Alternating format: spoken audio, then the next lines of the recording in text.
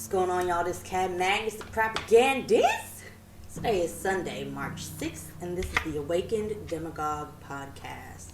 So, I've decided to do something a little different with my episodes, other than add a video component, which you can check out on my YouTube channel, Awakened Demagogue. I am going to pull some oracles, either a rune, or Egyptian cartouche, or a Kabbalah card. I have some new decks coming in. A tarot deck that's going to be really cool. I'm not really big on tarot, but I know like everyone is into tarot these days, so I'm going to like accommodate you guys. And an Aboriginal Oracle card deck. Those are still on the way.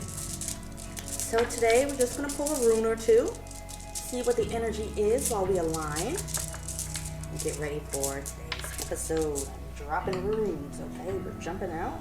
Alright, that was smooth. Alright, what we got? The blank rune. Diving deep into the unknown already. We're just starting off right. What I get for the blank rune is just unknown. There's also a blank card in the Kabbalah deck. And what I really get from that is just diving into the unknown. Untapped potential, unlimited possibilities. Just the universe and the infinite is supporting you, me, this podcast, what we have going on. All right, I have the strength rune. So it's kind of like the strength card in the tarot. The strength rune is just about fortifying yourself, being able to persevere through anything. It's actually one of my favorite scriptures, Philippians 4:13. I can do all things through Christ who strengthens me. So that's a good rune. Let's pull another one. And this is the self rune. So strength in the self, and we're getting untapped potential, all right? So this is a really good way to start this podcast and this new chapter in this podcast. The infinite is behind me. It's supporting me. It's supporting you, all those watching and listening. This is, we are aligned with the cosmic, with God, with the universe, however you want to address or acknowledge the higher power. And we're ready to turn over a new leaf and get things moving. So that's really positive. Another thing that I want to add to the podcast is just a moment for personal alignment and reflection. And I want to do this because I've spent a lot of time observing the public conversation, right, on social media, and seeing how people are just expressing themselves, how they're responding to the Ukraine crisis, how we're all preparing for World War III, because let's be honest, if you know anything about history, this is how world wars start. There's always some tit for tat, micro spat between two European countries, and then the next thing you know, the entire world is at war because Europe just has to be extra for no fucking reason.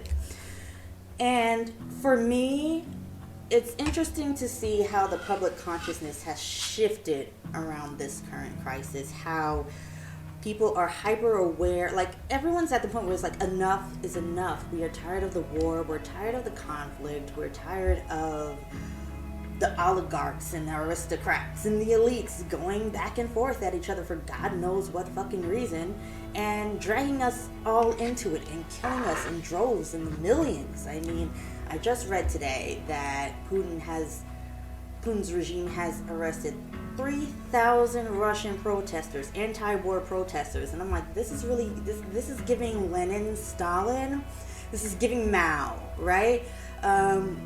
Historically, major communist regimes, one of the highlights of their, I guess I could say, their reign, if you will, is mass extermination, mass arrests, people being placed in concentration camps, and America is not above that.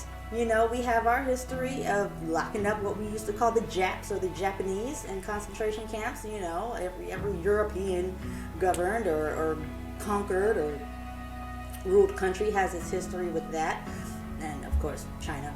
I don't know. I guess it's just a thing for people in power, for rulers, right? Right thinking. In the East they focus on right thinking and right action. And if you're not thinking the way the government wants you to think, if you're not acting the way the government wants you to act, lock them up and throw away a key, right? just, if you're in the Nazi regime, gas them, get rid of all of them. And for some reason, that's like a consistent theme, right? And it doesn't matter, honestly, it doesn't matter if it's like a democratic government or autocratic government. That's the thing. If you don't assimilate and fall in line with the regime and that's their expectations, I'd like you guys to see my TweetDeck feed in the background,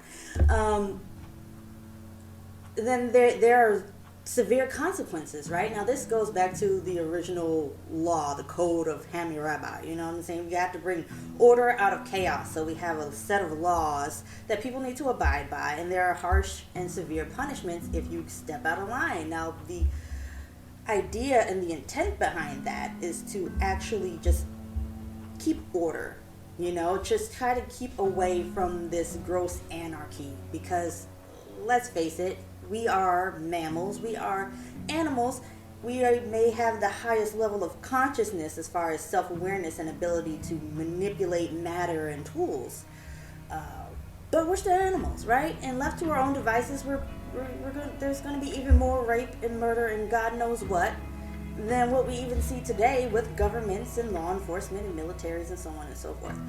So as we move forward and we see various governments and regimes figure out the best way to maintain order within their borders, whether it's a theocratic system like we see in the UAE and the Arabic states, or we see a hybrid theocratic democracy like in Israel, we see a full-on atheistic, right-thinking, right action with a higher mind or will, following the will of heaven like we see in China and the East, or whatever the fuck they try to do in Russia. I don't really understand what they try to accomplish in Russia. Like, I know when we go back to Peter the Great, right? Or Alexander the Great, I forget which one it is. They just wanted to be like France and Britain, right? And it's like, it's centuries ago during the Tsarist regimes, right? And today we still see that same energy of I want to sit at the big kids table from Russia, right? Like, Russia had a period where it tried to colonize some of the Americas. They tried their hand at carving out a little piece of California. They tried their hand at Hawaii.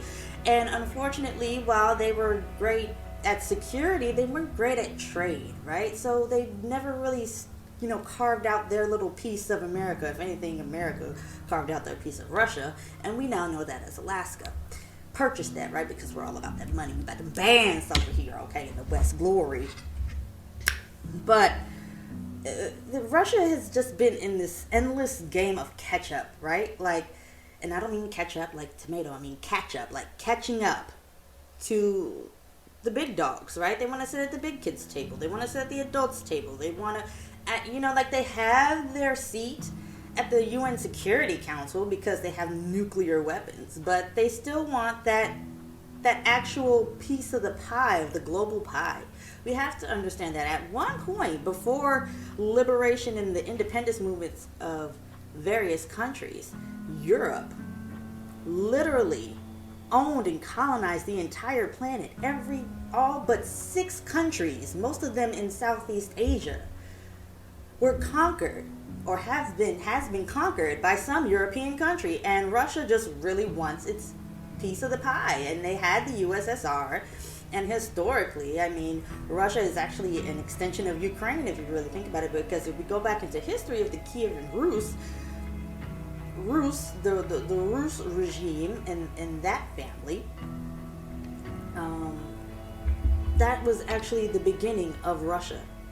And Kiev is where? Ukraine, or at least modern day Ukraine. So Russia is actually an outgrowth, if you will, in modern terms. Russia is an outgrowth of Ukraine, right? So it's funny how Putin has this narrative of Ukraine belongs to Russia, where it's like, Russia kind of belongs to Ukraine, if you really think about it. Just saying, that's something to think about. And Russia only expanded the way that it did because it took advantage of the destabilization and the crumbling of the Mongolian Empire. So really, it's kind of like, Putin is definitely doing some revisionist work here. right? He wants everyone to believe that it's Russia, and Russia has always been this great thing. And it's like, yeah, but it started in what we now call Ukraine, right? And I can go into the history of that, but I would rather recommend you guys look at the Ancient Rus series on YouTube by Kings and Generals. That is actually a YouTube channel that I use a lot to do my research. They're really, really good. They do very thorough and accurate historical research. They have lots of sponsors, which means if they're going to keep their sponsors, they have to keep their information accurate. Kings and Generals on YouTube, they're one of my faves. Definitely go check them out, right? Because they get into all of the things and the details that I don't want to bother with right now. But what I will say is, from a personal perspective and aligning with the people and the public at large, these are extraordinary times that we're living through right now. And yes, the public at large is sick of war, but unfortunately, like, my master's degree is in international relations, so I actually understand the cyclical nature of war and peace and freedom, or the lack thereof. And for the elites, for the ruling parties of the world, for our various governments, whether they're autocratic, theocratic, democratic, this is par for the course. This is business as usual. And what we can really, I don't know if we can take comfort in knowing that, but I mean, if from the mystical perspective, we can take comfort in knowing that this is just another cycle of life and existence and governance. There will never really be a perpetual peace, because we cannot fully understand and appreciate peace without war or some kind of chaos. Like, we can't appreciate order if there's no chaos. We can't appreciate peace if there is no war. And that kind of undergirds why the international system tends to just kind of let things happen. Unfortunately, we do have that racial aspect. This is a Eurocentric world order. Again, the entire planet was ruled, governed, and or colonized by Europe in all but 6 countries. Most of those countries being Southeast Asia, the ones that survived, the ones that have not been tainted by European whatever the fuck. And from the higher perspective, we have to understand that these Europeans, when they invaded countries and erased cultures and languages and religions, they took all of those secrets and kept it for themselves. And they're repackaging it and selling it back to us, selling it back to the people. And we, the people, are rediscovering ourselves and taking pride in that. Like, I am learning about my Native American heritage and getting into that. And while I appreciate the scriptures, I do consider myself like a Judeo-Christian mystic. And that allows me to synthesize the cultural and spiritual part of my being that naturally expresses itself with my appreciation of the scriptures and organized religion. And then this Eurocentric world order that has basically tried to it's basically whitewashed everything that we know about humanity and culture. We also see how the narrative plays out racially, right? Like, understanding the balance of war and peace. And it's very unfortunate that Europeans just allow the plight of those in the Middle East and throughout Africa and their wars. Rwanda is a very good glaring example that we even learn about. I spent a whole module on that during my grad school program in international relations. It was the bystander effect of European countries being horrified at watching the Hutus use radio broadcasts to demonize and dehumanize the Tutsis, to where we actually witnessed black on black genocide, if you will. And Europeans understand the cycles of life and war and peace, and yeah, they felt bad, but they didn't want to send their precious white people to go fight and break up the black on black fight. And from a cosmic perspective, like I say, we can't appreciate peace without war. Like, how can we understand that the bystander effect is wrong if no one ever just stands by and shows themselves to be a glaring high-level example of what happened on a train in Pennsylvania where a woman was raped on a subway and no one did anything, and the DA just comes out and says, oh, well, they're good people, they didn't mean it. Oh, they thought maybe it would stop. I don't even, like, it doesn't make any sense. Like, whatever the fuck his reasoning was. But at the end of the day, when we look at understanding war and peace, well, let the colors have their war and the white people have their peace. And then if you look at the yin-yang symbol, we have the white and the black and the symbolic of light and dark, and how you have a seed of one within the other, and then there's this universal balance. And unfortunately, that's kind of like high-level spiritual bypassing, well, we have to let them kill each other because we can't know peace without war. But oh my God, if we go to war, that's not okay because we're supposed to be white, light, and peace. But it's okay if the coloreds and the darkies and the black ones, if they go to war and they represent darkness and destruction, because we have to know that so that we can be the counterbalance of white, light, and peace. That is actually how these sick and demented white folks, these Europeans, view the world and think of themselves as like some kind of pseudo-savior. I don't know. I don't get it. And when I watch the social conversation, there's, the masses, whether they realize it or not, are fully participating in this and cheering it on. Yes, we have to help Ukraine. We have to save Ukraine. I have never seen so much of an outpouring of support and yeah, get the bad guy. Yeah, get the bad guy. Like, yeah, there are those who are upset about Israel illegally invading and occupying parts of Palestine. But the difference in energy from the collective in trying to defend Ukraine is absolutely crazy. And we can't solely blame that on the powers that be, right? Because they may set the agenda, but they only successfully set these agendas based on what the collective consciousness responds to in a positive and or negative way. When we talk about the media and public relations, it's not solely, the conspiracy theorists who go crazy about it. It's not solely about someone saying, okay, this is what you guys are going to think today, and this is, like Cardi B said, it's not just the raunchy music that she puts out, it's the fact that you guys eat it up. You guys create the demand for it. Like when we talk about sex workers on TikTok, they talk about the fact that men create this demand for it. And guess what? It's a great way to make quick money, and in the right place, it's absolutely fucking legal. And when women have nowhere to turn, I'm guilty of it too. I've had my time with sex work.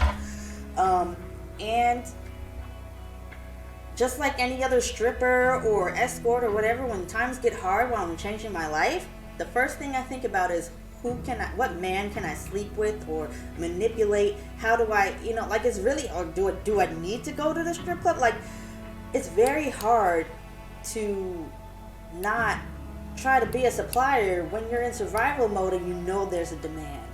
And governments are like this.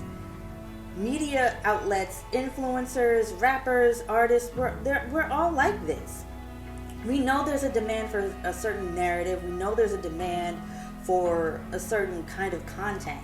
So we get up and we deliver, because guess what? The bills got to be paid, or power needs to be maintained, or whatever it is that the creator or the ruler or the leader is trying to achieve or maintain for him or herself, his or herself.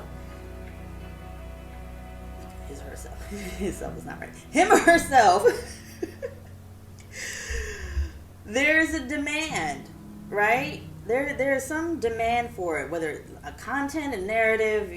Alex Jones does great. Trump does great because there is a demand for the narrative that those individuals push, right? They do great because there is a demand.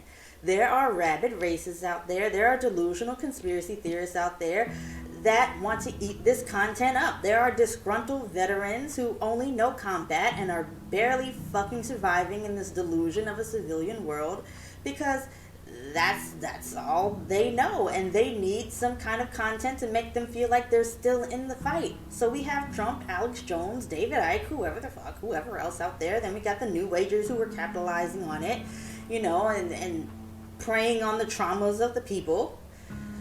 That, they're all working together to deliver, to supply this content for this demand, right? There is a demand for a narrative. There's a demand for letting the white people feel like they're the heroes, right? And that comes from the lie of white supremacy that led to the colonization of the entire planet. White is light and is good, and they are the saviors. They are the heroes, the white Jesuses of the world, the teal swans who are out here with all the wisdom and curing everybody of whatever the heck it is they think they need curing from. They're the ones that have it because they're white, so they must know better, right? There's a demand for that narrative.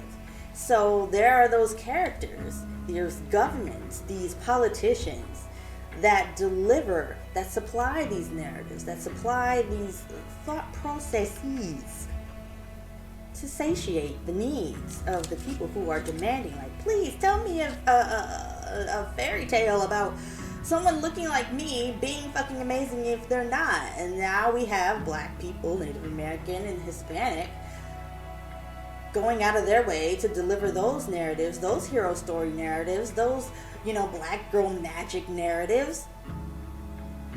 They're supplying those narratives for the demand of the people who need to believe in themselves again, to see that this is a point in time where everyone can eat, especially with the rise of the metaverse and cryptocurrency. This is game time for everyone. It doesn't matter what you look like, what your interests are, whether you're a jock and a cheerleader or a nerd and a geek and a gamer. There is room for everybody to eat. And I think that is a beautiful state of consciousness. I think that's a beautiful place for everyone to be right now. And yeah, we have a lot of chaos and turmoil in the world. The only thing I can halfway support about the current narrative of Ukraine being the number one issue is that Russia is a nuclear state and Putin's a little office rocker and he's ready to drop some nukes. And, nuclear war is kind of important. So, I understand the prioritization of this story, of this narrative and what's going on in the world right now. But when we think about the Department of Homeland Security shielding Ukrainians from deportation, well, of course they're doing that because if you send them to Ukraine, you're sending them to into a war zone, potentially to their deaths. My issue with that is, why can't we protect Central Americans, Haitians, and South Americans that literally face an equal guaranteed death when you deport them back? Right? That's a big issue with the whole immigration debate. When we deport Central South Americans or Haitians, when we send them back to their countries, we send them back to the same risk and guaranteed homelessness, certain death, right? We send them back into their own war zones. Happy to send people of color to die, but no, we have to protect the Ukrainians. Right? We have to protect the what? The white people. Only the white. Only the Europeans who face political persecution or just the risk of actual certain death. Right? And let's not act like there isn't a political aspect to the gang wars and the drug trade that pollutes and taints life in Central and South America, because there absolutely is, whether it's the Snowfall CIA narrative or our involvement in it, or the modern day reality of a mayor being elected to office in a Mexican city and surviving 13 assassination attempts because she ran for office, got into office, and just wanted to make a change to make the streets and the neighborhoods in her town safer. And this is a real life female mayor that I actually saw speak at a UN reception in 2019. She survived 13 assassination attempts because she got involved in politics and became mayor of a town so she can crack down on the drug trade and gang violence to create a safer and more prosperous locale for her fellow Mexican people. Right? This is real. That is an absolute political reality, right? But we're more than happy to send Mexicans and Central and South Americans to their deaths right, to their little mini war zones in their depths. We're more than happy to send Haitians back to, I mean, they just had their president assassinated and they suffered, like, what, 2 severe earthquakes since then? Yeah, send them back to sudden death, but please, protect the white people. We have to protect the Ukrainians. We have to protect the white ones. We have to. And this is, as NPR put it, this is the humanitarian issue, right? Because when we talk about humanitarianism, people think humanitarian means caring about humanity and doing good things and philanthropy. But in the professional realm, in the international relations realm, in my profession, humanitarianism is about war. International humanitarian law is the law of war. Humanitarianism is how war impacts humanity, right? Refugee crises, so on and so forth. Mass migration. 1 million people fleeing Ukraine. Record numbers. That's that's the real story and meaning behind the term humanitarian, right? It's about how war affects humanity, the innocents, civilians. And this is a big issue because why are we still to this day in 2022 picking and choosing which humans are worthy of protection, are worthy of being shielded from being deported back into a war zone where they face sudden and imminent, absolute guaranteed death? Oh, save the Ukrainians from being killed by Russian soldiers, but don't save Central and South America's Americans from being killed by the gangs that absolutely will off them simply for fucking leaving the block? Got a long way to go. And we have this pseudo-progressive administration positioning itself as we are a light and a beacon of leadership and we're going to bring order back and this is how democracy works. But Joe Biden is absolutely showing us that same man who voted against busing when Kamala Harris was that little girl getting on that bus. He is absolutely showing us who he is. And America is showing the world who we are. At least in the mainstream consciousness. In the mainstream Eurocentric consciousness. We are showing the world who we are absolutely. An interesting thing that came up the other day on Twitter was Lindsey Graham's calling for the assassination of Putin. Russians, get out there and off Putin. And the public response was absolutely, it was a little scary. Oh my God. You can't say that. You can't say that. You can't say that. Well, what the fuck else is he supposed to say? Oh yes, Putin, what a wonderful guy. No, you can't say that. Well, what do y'all want him to do? This is war. Right? Like, get it together, people. War is kill or be killed. At some point, somebody's gonna fucking die. You guys are ready to cheer on a war and then say, well, no, not like that. Well, what did you think war was? World War I and World War II were not, these are not mythological story time moments. These things really happened. People really died. And just because you in particular are alive today does not mean that other people aren't going to die or that wars won't happen. Right? We're so, like, social media, it's crazy. Like, people think, oh, well, war happened back then, but because I have a peaceful 20 years, no more war.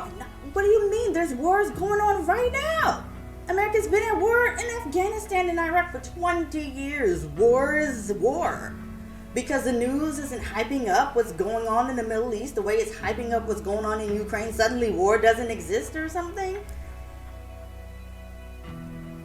How do you think any governor, any president, any government leader, political leader felt about Hitler, about Mao, about Stalin? Okay, guess what? Somebody had to say, take that guy out. He's in the way. He's causing trouble. We're trying to make progress and here he fucking go. This is the reality of war. This is the reality of international relations. This is reality. Get it together, people. You just don't understand the reality of war. And I understand truth is stranger than fiction, and oftentimes it's more painful, right? Absolutely more painful. Because you're living through it, right? So it's like, fuck. This can't be happening. Make it end. Make it stop. Please. That's not how war works. Okay? If someone breaks into your house and you say, just please leave, they might actually just shoot you because you annoyed them while they're trying to take your shit. Like, get it together, people. Like, I don't understand this world of pansies that we've created. Like, just because we all want peace and we're working towards peace, that doesn't mean we shouldn't be ready to fight when it comes down to it. That doesn't mean don't be ready to defend yourself if absolutely necessary. I mean, get to know your laws and how to spin the story and your situation to where you can get away with murder, because you might have to claim self-defense. There may come a day where you have to claim self-defense. And a war does not have to be declared. A country doesn't have to invade another for you to know that it's better to be a warrior in a garden than a gardener in a war. Absolutely. I don't understand what people are thinking or why they're thinking these things. But this is just how it works, guys. This is what it's like to live through the fall of an empire also. Because the naivety and the decadence that we see just being completely pervasive through Western consciousness right now. It's slightly terrifying, but it is the hallmarks, the infighting, the instability. These are the hallmark signals of the end of an empire. And it's terrifying to see the West and the European empire, the American empire fall before our eyes in real time on TikTok and Twitter Live or wherever. But this is where we are now. And if we don't get our shit together as a people, we are the reason for our own demise. If we don't come to terms with the fact that sometimes, Knuck If You Buck is not just a song. I grew up in East Atlanta. We was knucking if you bucking because folks actually had to get out there and fight. Okay? I've had my share of bar fights, although it was up here in New York. I've had my share of bar fights. I've had to knuck if you buck and throw some hands too. Okay? Like, sometimes you gotta make it do what it do. Right? So let's not be afraid of what we're facing right now, because we don't have to be afraid. There's nothing to be afraid of. This is the typical ebb and flow of life in the universe. War and peace. This is how innovation comes about. And that's what I want to get into in the next segment. Let's take a look at World War I, World War II, and what we are now facing as World War III in the making. What innovation can we bring about from this World War III now that we are all hyper-connected, and the people from the constructivist perspective, we actually have a real stake in this fight. We actually have a real role. We have a real opportunity to participate and actually make sure that we can be a part of the rewriting or the new writing of history. The victors always write history, but now we don't have to deal with a revisionist history.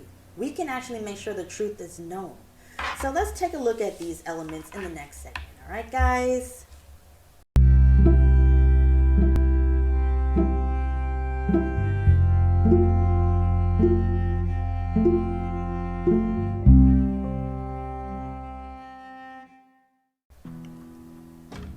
All right, y'all, round two. So in the last segment, I got into the details of what I have been observing on social media and the collective consciousness around what's going on in Ukraine and how it presents a new challenge for us to recognize the reality of how racism plays into what we are dealing with today in international relations, and how we actually bring about this peace and equality that we think we want to see in the world and going forward.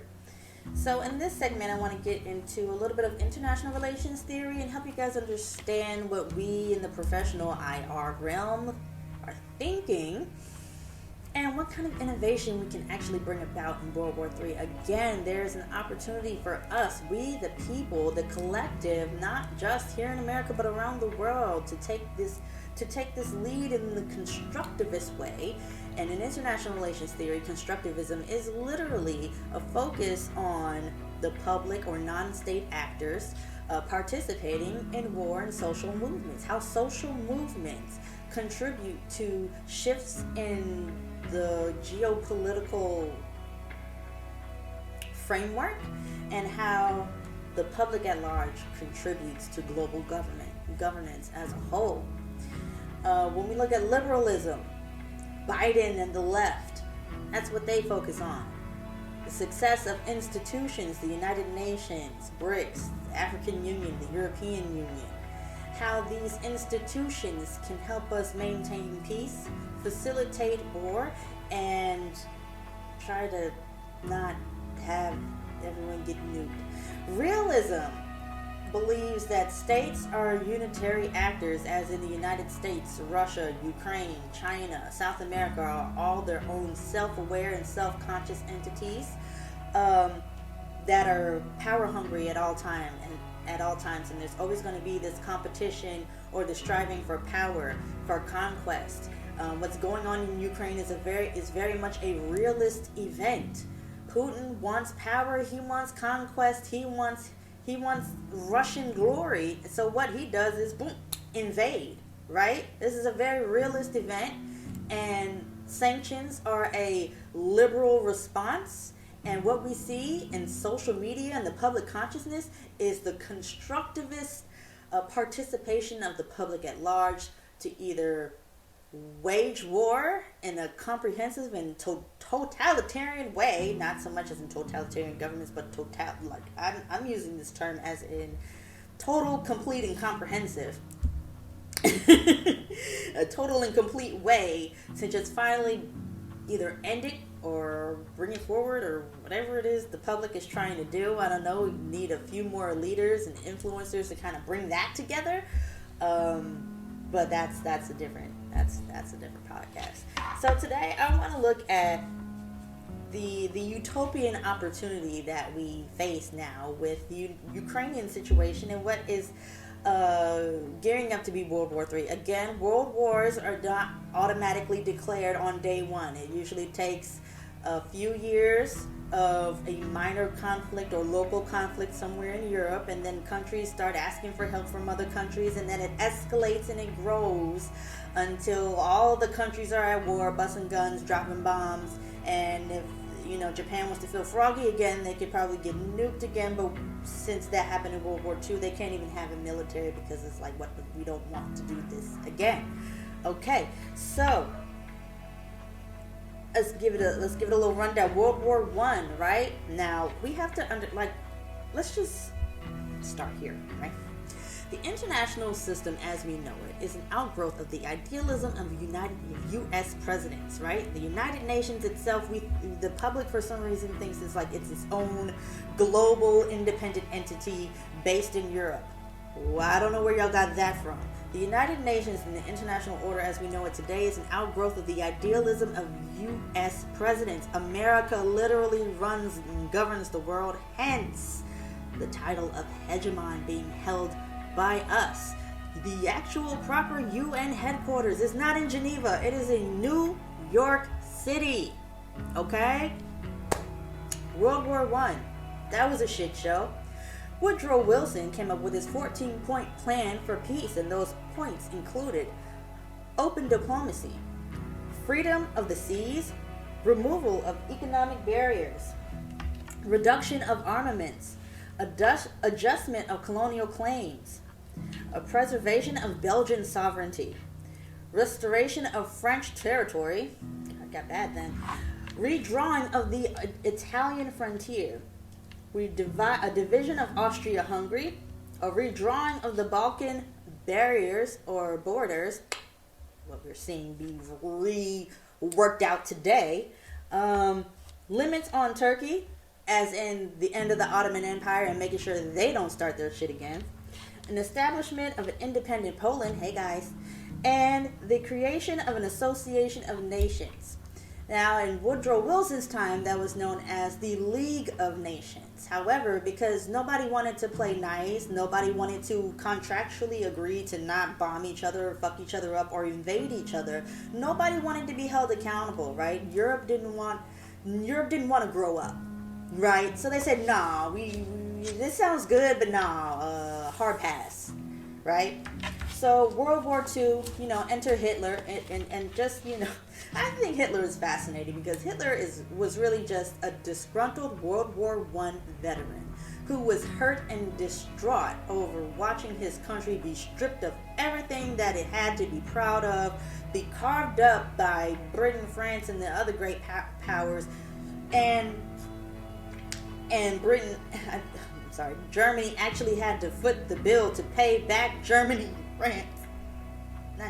they had to pay back Britain and France for the costs incurred in fighting World War I.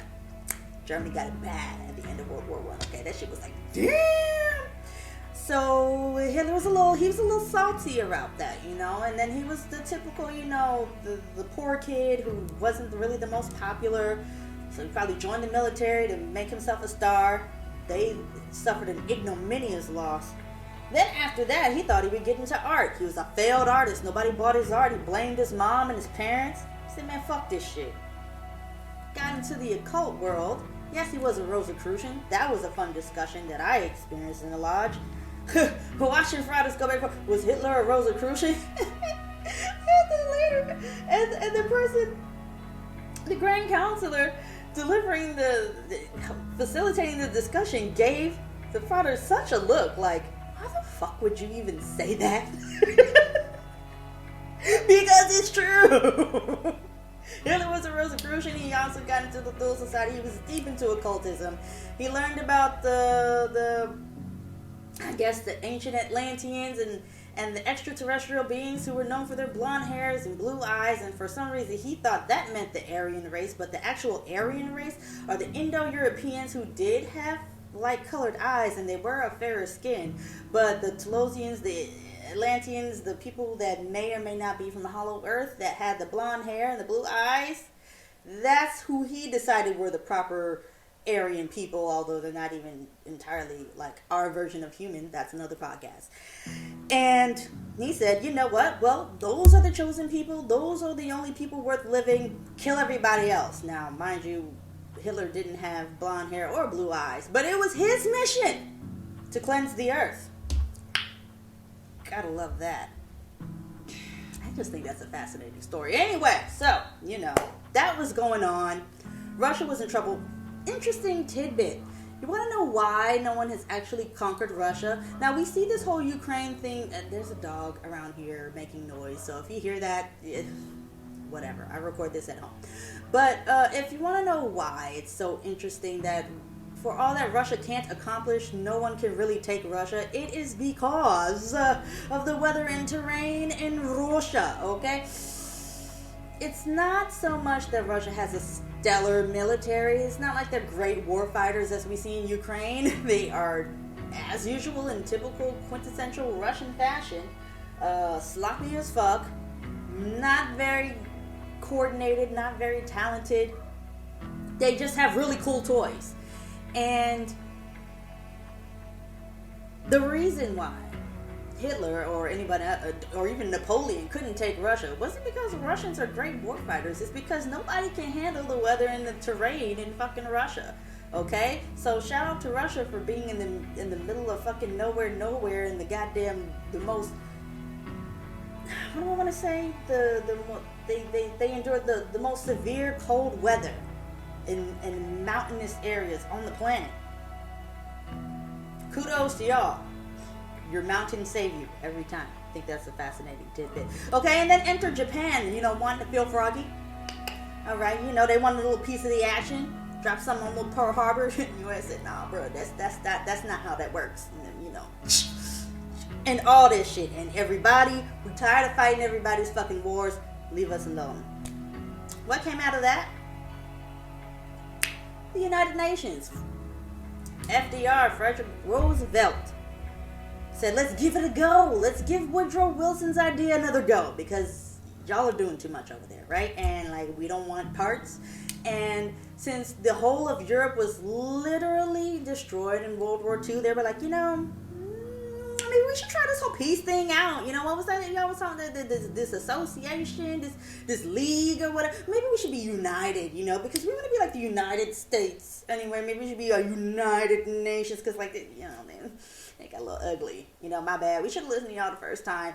We're here now, okay? And that was the outgrowth of World War II and the beginning of the United Nations system as we know it. This is a liberal institution to focus on handling territorial and interstate disputes through diplomacy rather than war and invasion. And it's worked to a point for some time. And here goes Russia saying, oh, what? Y'all let the Taliban take Afghanistan and y'all ain't do shit about it? Wait a minute. So that means that, y'all's adversaries and y'all's enemies can just goddamn take territory and y'all ain't gonna nuck if you buck? What? Who said allow me? Okay, allow me, sir. Allow me. Y'all ain't finna do shit? Okay, let me find a motherfucker. Let me throw some motherfucker right there. NATO. Don't join that. Psh, allow me. Cause y'all ain't finna do shit. Here we go. Right? So much for the UN. Okay. And again, the UN is an outgrowth of the ideals of U.S. presidents. We're hoping to be able to lead the pathway towards peace and democracy. Because Europe is always extra for no fucking reason. And Europe say, listen, we'll try that out. Give it a go. Okay, we're going to have the Nuremberg trials and military tribunals where they tried 24 Nazi leaders, where 3 were acquitted, 4 were convicted for 10 to 20 years, 3 were given life in prison, and 12 were sentenced to death by hanging. Just good old fashioned. Like, can y'all not kill everybody?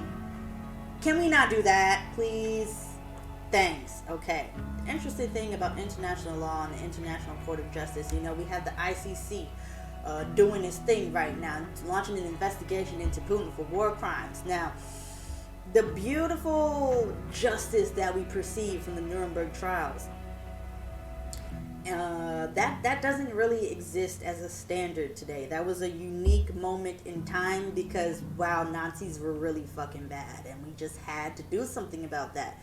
In modern times, if a war criminal is convicted, then they're just convicted, and they get a bad rep, and shame on you, you're a bad person, and then they're sent back to their country, and their home country decides what to do with that person.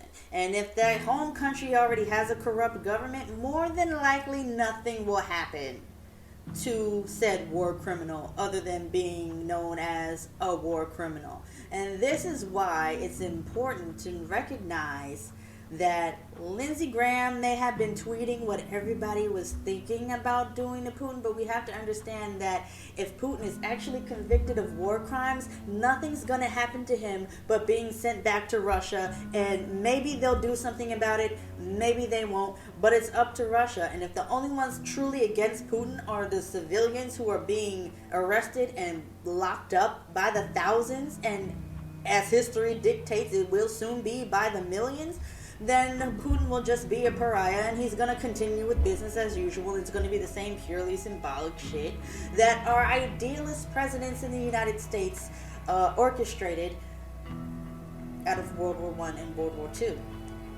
So what is the great opportunity for what is slowly becoming World War III? Like, let's just settle into this reality, right? Like, this is how world wars start, right? World wars don't happen. They aren't 6-day wars or 2-week wars. World wars take years, right? So let's just settle in, right? Like, it could take a year or two just to declare a proper and official world war, right? Like, all of these sanctions and all of this uproar and the public narrative is to hopefully prevent the full escalation into World War III. But anyone in our circle, in the pros, we know, well, this is how world wars start.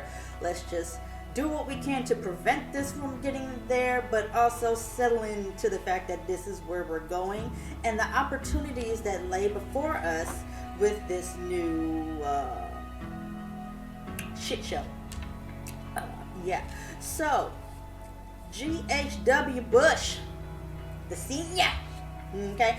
Conspiracy theorists love playing his clip where he said, this is a new opportunity for a great idea. A new world order. I agree. It is. For example, Let's revamp international law. Make it real. Because we have this international justice system, we have the UN, we have this international, global governance system and setup. However, it's limited in its legitimacy. And I say that as to say that, yes, the public in various countries are all agreeing to the global social contract of abiding by the UN Charter and the UN Declaration of Human Rights, the Universal Declaration of Human Rights, and international law, international humanitarian law in particular, which, by the way, there are no rules of engagement or laws for space, cyber, or information operations, which is why Russia and China are having a fucking field day with those domains, because there literally are no laws governing those domains, so they can do whatever they want, and honestly, literally there's nothing that can or will be done about it, because there are no laws in place for that. Anyway, international law and the international system are really just to keep people from blowing each other up, keep countries from blowing each other up, and hopefully nuking each other. It's really about hot warfare and conventional warfare. All this fun technical psyop stuff, I don't really care so much about that. Those are victimless crimes, if you will. So it's like, you might mind fuck a couple of people, but people aren't dying, and we aren't using children as bombs and stuff. So it's like, it's not bad. It's not that bad. They want to keep playing the game. They just want to do it in a way to where they don't get their heads cut off, because we, the people in the public, are getting tired of our family members being killed. It's a really sinister thing, but it's not about this devil or this satanic energy that the conspiracy theorists talk about. This is really just human nature at play.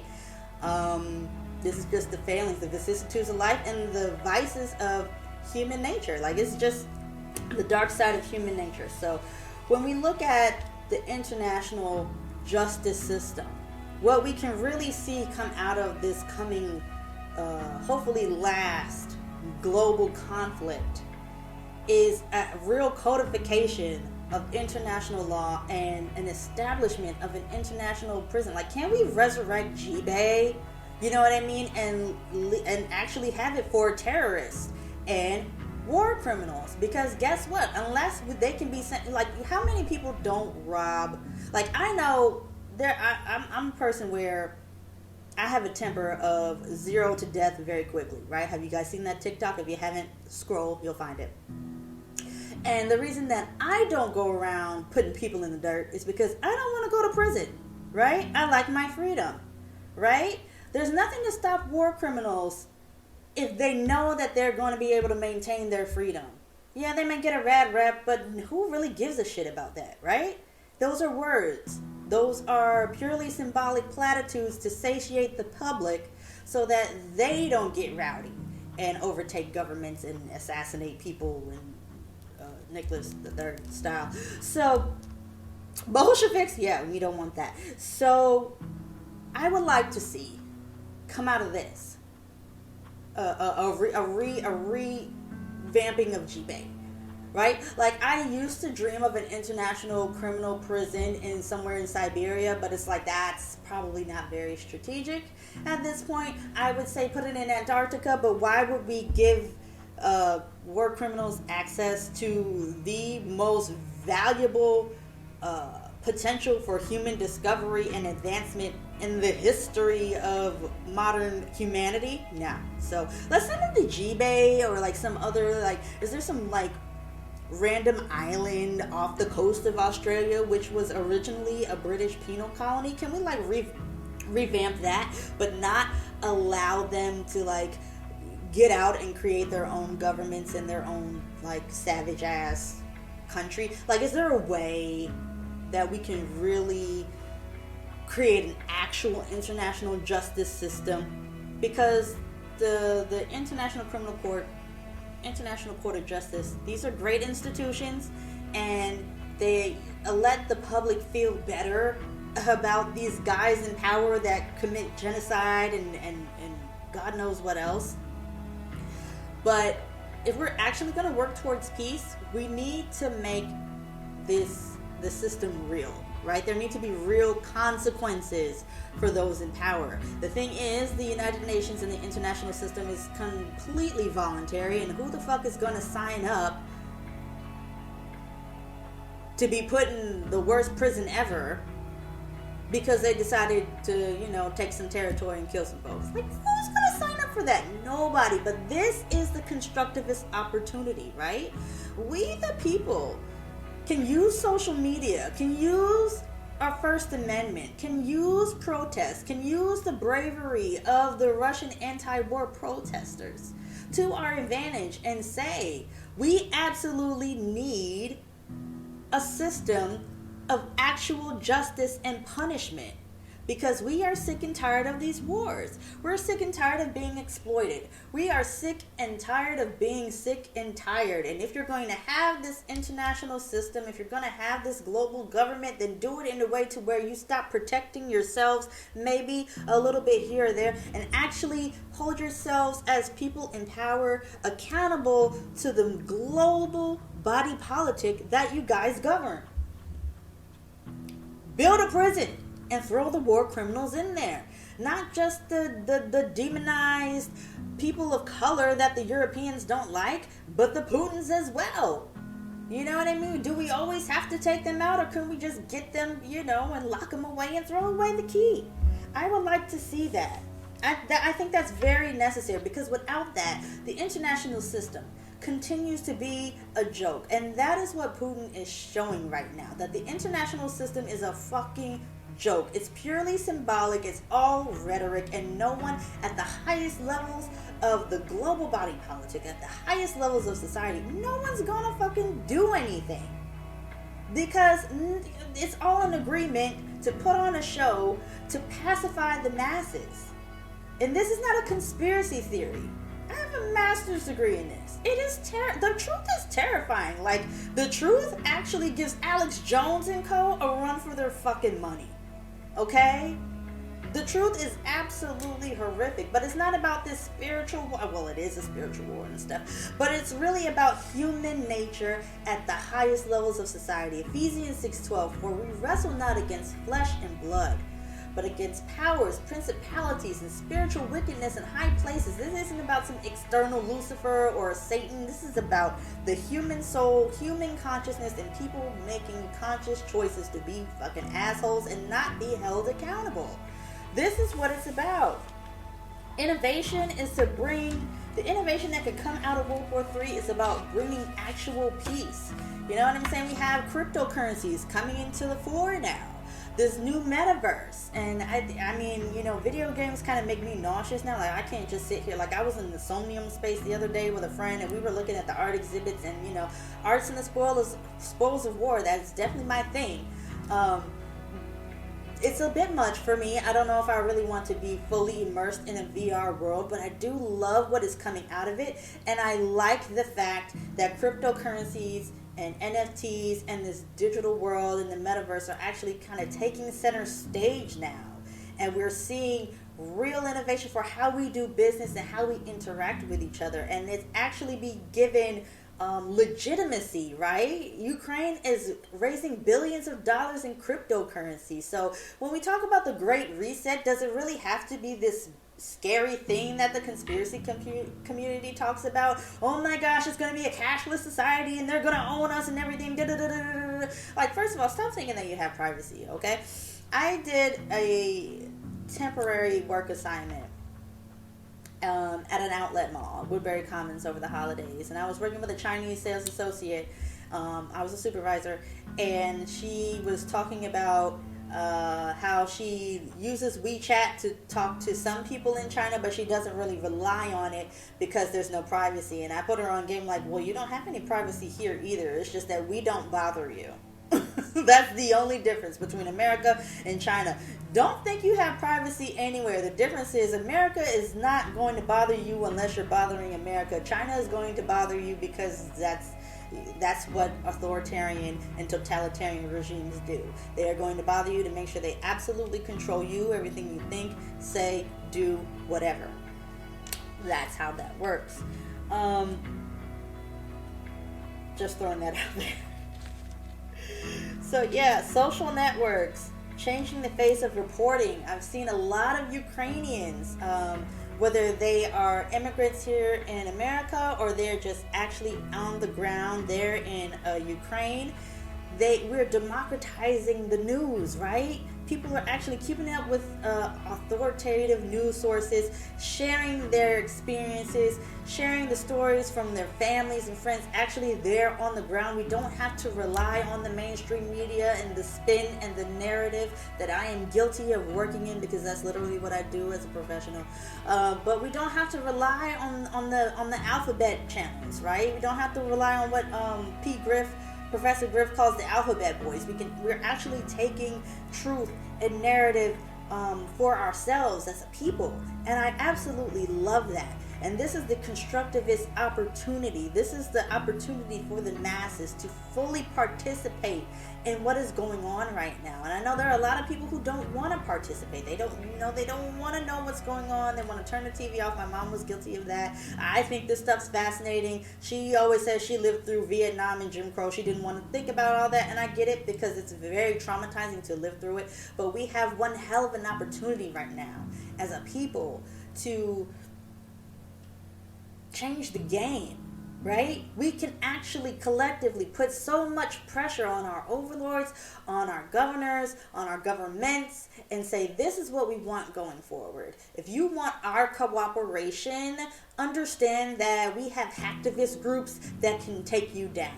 We have these organizations online on Discord that will absolutely take you down. We will fight you. We are running our own psyop and counter narrative because we are sick of the lies and we want to know the truth and we want to get the truth out there. And I absolutely love that this is where we are here at this day and time amidst all this trauma and turmoil and drama. I'm absolutely amazed at it. So that's what can really come out of this developing World War III. We hope it doesn't actually get to that point, but it's more than likely going to get to that point because Putin is not going to stop. Like, you don't start this kind of an operation to be stopped easily, right? So let's just settle in and accept the fact that we are in this for the long haul. Putin already accepted it. He's saying it's going according to plan. It's just taking a little longer. I mean, like I said, no one launches an operation like this and gets themselves into this shit just to stop with Ukraine, and two, just to be stopped easily, right? So let's settle in and adapt to what we're facing right now and think about what we can create for ourselves going forward. Out of World War I, the United States proposed the League of Nations. After World War II, the United States codified the United Nations because Europe can't get their shit together. And out of World War III, what world will we create knowing that we have so much interconnectivity that it's not just the people at the top with power, but we the people can help create this new world order. That's what Alex Jones and Co. won't tell you, is that this is the greatest opportunity of a lifetime and we should not run from it. We the people have the opportunity to create and co-create and participate in carefully cultivating this new world order that everyone fears. We don't have to fear it, because when we understand that our power as a collective puts those in power in the ultimate fear, all we have to do is get online and put enough pressure on our leadership to say, this is what we want the new world order to be, because we are sick of your shit. Absolutely. Just want to let you guys know I'm starting a Women of War Wednesdays podcast. So happy Women's History Month to all the ladies out there. It's not going to be a different podcast. It's just going to be another episode series within the Awakened Demagogue podcast. Going to focus on various amazing stories of women and how we have contributed to war efforts, whether it's Fidel Castro's mistress being used as a CIA asset, or Joan of Arc even. Women of War Wednesdays, okay? Because women are powerful, women are awesome, and whether you guys know it or not, women are taking the lead on what's going on right here, right now, in this moment around the world. with this Ukrainian situation. So, until next time, guys, deuce.